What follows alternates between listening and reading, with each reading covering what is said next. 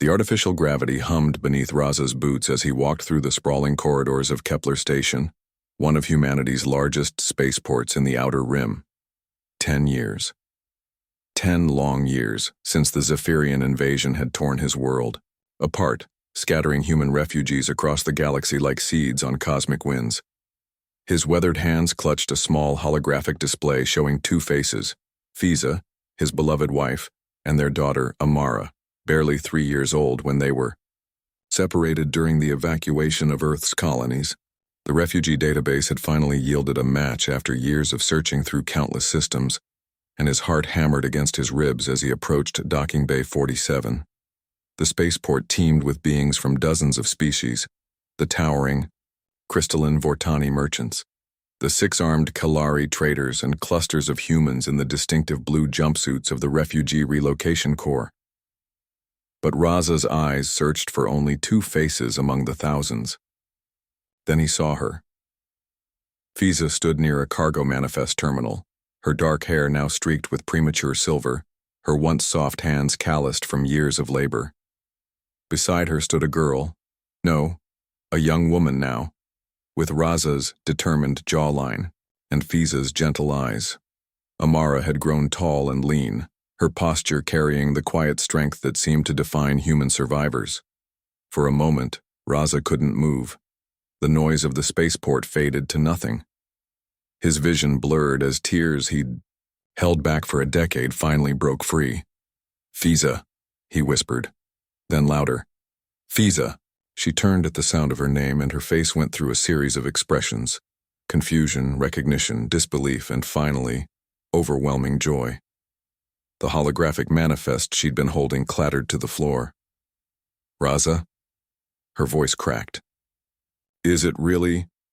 He was running then, pushing through the crowd of aliens and humans alike, his heart threatening to burst from his chest.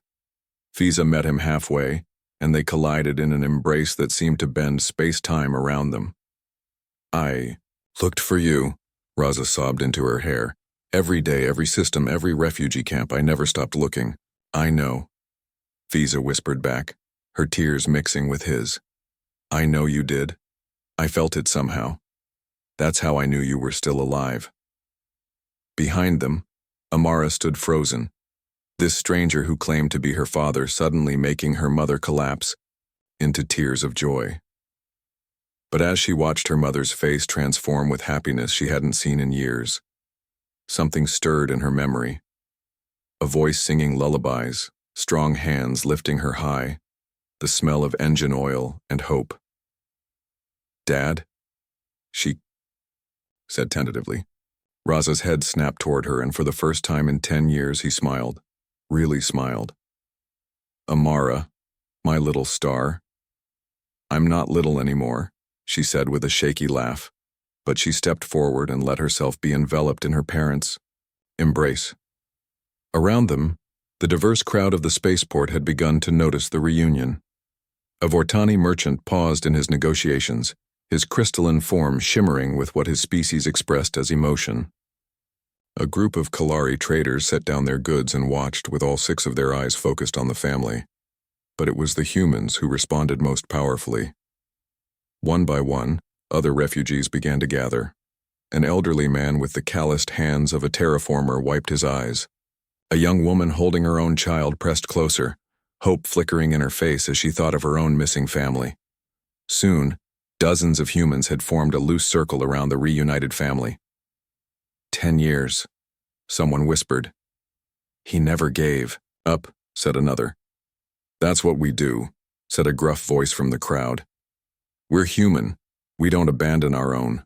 A Kalari trader, his 6 arms now motionless, turned to his Vortani companion.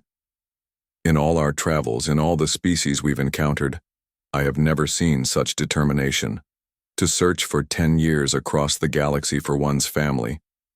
The Vortani's crystalline body pulsed slowly, a sign of deep contemplation. "There are species with greater technology, others with superior physical capabilities. But humans, their capacity for hope, for refusing to accept loss, it is remarkable." As if summoned by the gathering crowd, Other reunion scenes began to unfold throughout the spaceport.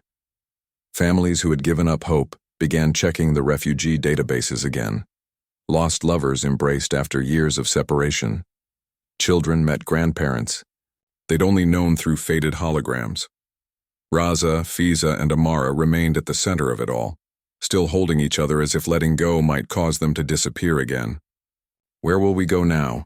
Amara asked, her voice muffled against her father's shoulder. "Home," Fiza said firmly. "We'll make a new one. Together." "The colonies on New Lahore are taking families," Raza said, his voice thick with emotion. "I've been working there, helping build the terraforming stations. It's good work, honest work. We could—" "Yes," Fiza interrupted, smiling through her tears. "Wherever you are, that's home." As the three of them finally pulled apart, wiping their faces and laughing at their emotional displays, the crowd began to disperse. But the energy they had created, that uniquely human spark of never giving up on love, continued to ripple outward through the spaceport. The station's alien administrators would later note in their reports an unusual spike in database searches that day. Reunion requests increased by 300%. Hope, it seemed, was contagious. And in the years that followed, when other species spoke of humanity's place in the galactic community, they didn't just mention their technological prowess or their fierce determination in battle. They spoke of a family that refused to be broken by war and distance, and how that refusal to surrender love had somehow made an entire spaceport believe in miracles again. Love, they learned, was humanity's greatest strength and their most dangerous weapon against despair.